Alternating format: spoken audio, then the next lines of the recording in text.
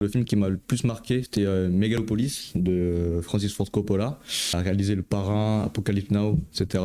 Comme l'a dit Thomas, c'est très dur de résumer le film parce que c'était un peu compliqué à comprendre, on va dire, parce que Coppola lui-même a dit que c'était son film le plus personnel. Moi, j'ai trouvé que voilà, déjà les effets spéciaux, c'était très surréaliste, absurde.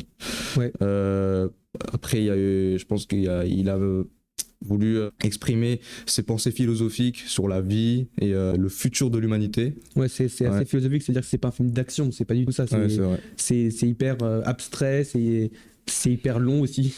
Et on comprend pas grand-chose à l'histoire. Après, ça reste une expérience de cinéma, c'est-à-dire que en regardant ça, on regarde quelque chose qu'on n'a jamais vu auparavant. Je pense. Il a pris plusieurs dizaines d'années à le faire. Ouais. Ça fait longtemps qu'il n'avait pas fait de film.